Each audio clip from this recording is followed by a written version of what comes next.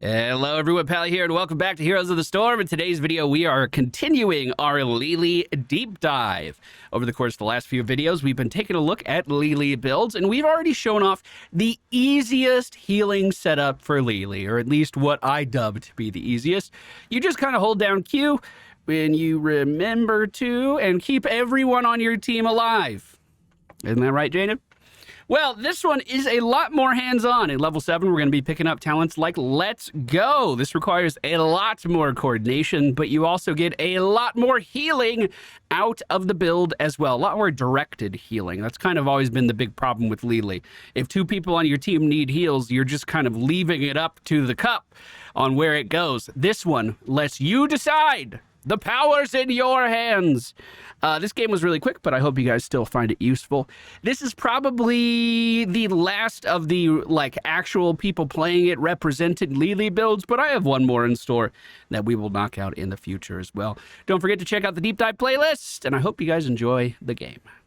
All right, ladies and gentlemen, we find ourselves on the Sky Temple map today, the friendly team. Lili and Uncle Chen reunited again. Arthas, Cassia, I almost did not say that right, and Zebo. Enemy team Diablo, Mephisto, Whitemane, Abathur, and Sylvanas that took 10,000 years to connect to this video game. We're going to go for Eager Adventure at level 1, increases fast feet duration by 150%, and increases the mana regeneration that we have while that's active by 150% as well. Report Nazebo for intentionally feeding. We lost the battle for the vision. What are we? No, wait, they didn't go to the vision. Wait a minute. Wait a minute. Sorry, I clicked on my mini-map there. So, basically, my philosophy when playing Lili is that I don't lose. And obviously, eventually I will. But if I just play like I'm never going to lose, it's like sending a message to the enemy team that I'm not afraid of anything that they are doing. And I feel like that's really important. Sending a message is really important. So even if I'm down to just a single sliver of health here, I'm not going to leave. I'm going to keep running in. We fight. And remember, our fast feet is going to be fueling our mana for all of this too. Normally, you might run into some mana problems in this situation. The goal of today's build is to take Lili, who's a pretty simple character who usually just kind of holds down Q and E, and we're going to turn her into an active healing machine. Is it making her life more difficult than it needs to be? Yes, but it's also very fun, so I'm going to do it. Cassia low on health in the middle lane. Let's make our way up there. If we give Cassia our W ability, this is the Cloud Serpent. This will attach to her character and attack wherever she's standing.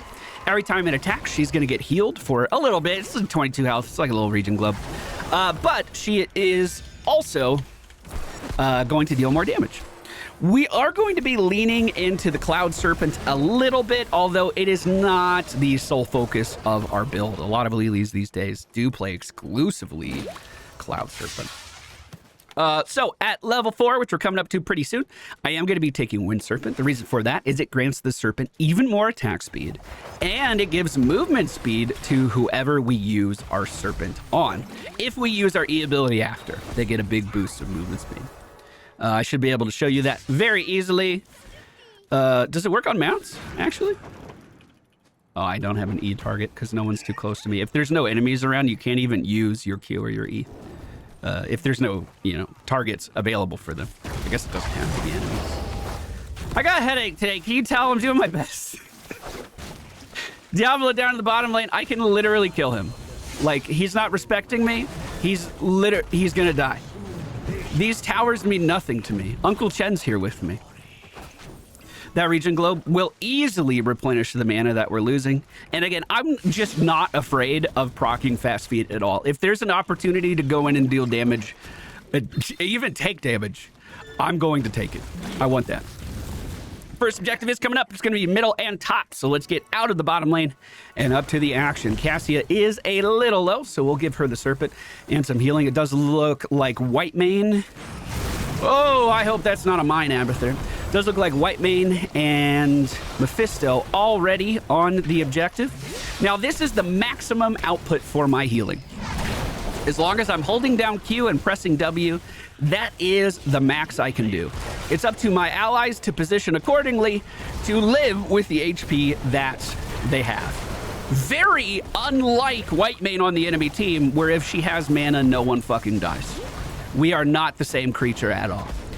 We are doing a decent job on this objective. Push back the enemy team quite far. I'll continue to stand on it. This is just going to give me mana if I do tank this, by the way. It's actually really good for me to at least take a little bit of damage on this.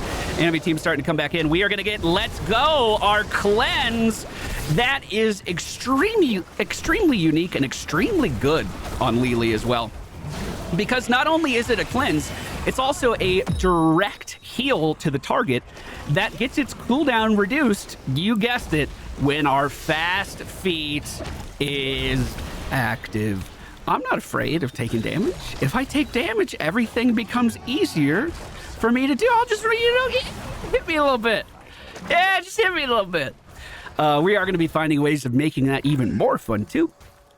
Getting other synergies in there. But for right now, that's what we got. Diablo rotating up. I was actually planning on leaving, but now I'm not. We can just use our cleanse as a heal as well. I don't have a lot of agency over where my heals go outside of positioning. So if you move so only one person is in this circle, you can only heal one person, right? But if you're in the middle of the team fight, your Qs are just going to be flying wild. This allows me to not only get someone out of CC, but also potentially help them out-heal whatever damage is coming their way as well. I really thought I was going to kill him. I was like 100% confident. Like right there, did I need to cleanse Arthas? No. But I could just spot heal him up, make sure he's at 100% health, and ready to go. I am going to grab my sippy cup here before the objective starts. It's going to be coming up pretty soon. Is it like 5 seconds? So my gut's telling me. Chen is jumping right into the wall. He was not in 5 seconds. I'm just going to stand here and continue to hold down Q and cast my Serpent as often as I can for some spot healing. That didn't seem like it worked right, but luckily Uncle Chen is all about leaping over barriers, and he dove right over that wall. Abathur was hanging out here in this lane. I'm going to cleanse our Arthas just so he's not bound back by that movement speed, and he can actually get away. We already reduced the cooldown of our cleanse by a decent amount, but let's keep pushing forward here. I want to make sure I'm not the closest person to Diablo. We are going to take the jug of 1,000 cups and heal through all of the damage down here in the bottom lane. And, well, the objective's up. We have a 2-level lead. I think they're going to be able to get that no problem. Syndragosa turned the building off, so I'm going to immediately start soaking, and we're going to make this level lead of ours even better. If I just let some of these minions hit me, look at my mana regen here, too. For really no cost. It's like just free fucking mana regen. You guys know how much of a sucker I am for builds that allow me to stay active and out on the battlefield. It is so good. All right, chat's calling me out because I didn't call the ult by its real name. All right. Okay, I'll tell it. Did I call it by its written name? Because in my head, I said the real thing. 20 seconds on this camp popping up. Enemy team missing from everywhere. I think they are swarming bottom right now, so I do need to be careful about my positioning. One thing about the jug of 1,000 cups is if you use it and you realize that you're not, it's, oh, that was a bad ult. Ew, I hated this. You can actually just cancel it right there on the spot, and you get back a decent amount of the cooldown that you would have wasted. Oh, he's coming back. He's coming back. The jugs are out. The body blocks are in. All right, perfect. So this is the jug of 1,000 fuck yous. Because for a long time, before Whitemane was added, it seemed like this was a really good ult. Because everyone around you just immediately was returned to full health. Body blocks on Diablo, this should not be a thing, but for some reason, it is. He isn't moving me yet, and I'm just gonna keep fucking standing here. Chen's getting in front of him now. I'm cast... Oh! Whoa, okay, a little too close. Little too close there for me, but the enemy Whitemane taken down by the barrel. Cassia moving forward. Let's give her a Serpent. And we are going to get Lightning Serpent here. Cloud Serpent attacks bounce to hit 2 additional targets. The damage on this doesn't matter. The bounce I can't tell you yet. It's still a secret. Never mind. I was about to spill the beans. I can't tell you yet. We'll go ahead and cleanse Arthas as we get hit with Durance of Hate. That way Arthas can keep us slow on Mephisto. We do see Uncle Chen jump it. Guys, if I don't get to level 20, this video is pointless.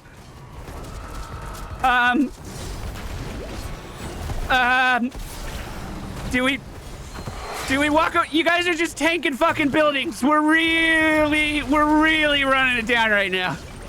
We're really fucking running it down right now, boys. Are we sure? Are we sure? Okay. Okay, now what I hope is that they do actually continue to follow me, and then I can duel these guys a little bit.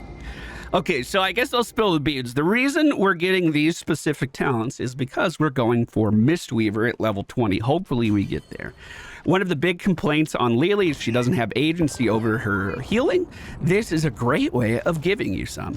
It is on a 30... Fucking goddamn, give them an objective! It is on a 30-second cooldown, but it does get lowered quite a lot by us just basic attacking, and some very important words in here: Cloud Serpent attacks. That's why we got the faster attack speed here at level 4. That's why we got the bouncing here at level 13. They got an objective. Good. Good. Okay, I'm not trying to tilt anyone, right? People get mad when we give the enemy team an inch, but this is an educational video. Okay? It's an educate. I can't educate you if we don't get to the part that you're being educated. Level 16 is here. Quite simply, I like to get just 2 for 1. It allows your Q to jump to multiple targets at once, which is really, really good. What if we just go fight them? What if we just go fight them? Yeah, let's go fight them. Let's camp a butt. Look at this Sylvanas right here. She's mine. 2 for 1 just allows you to heal double the targets. It does increase the cooldown a little bit, but it's not by much. That was an Aperture clone that went in there. It looks like they have found our Nzabwa in the middle lane. By the way, and just in case you were wondering, you can see who your heals are going to jump to. For this particular skin, we have this kind of green... Is that green, chat? Green outline? It looks a little bluish. Teal? Just lets us know where the heal is going to go. I have a fucking really hard time seeing that in the middle of fights, so I'm going to be honest with you.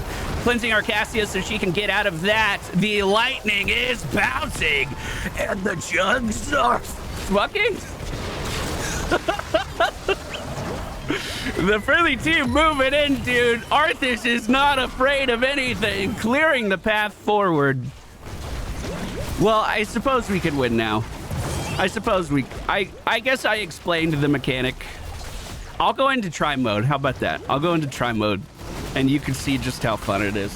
I don't want to prolong their suffering if they're sitting in the base not coming out. You know what I'm saying? There's a difference between trying to get a little bit more time on a level and being really toxic, and I'm not trying to be toxic. That's never the goal.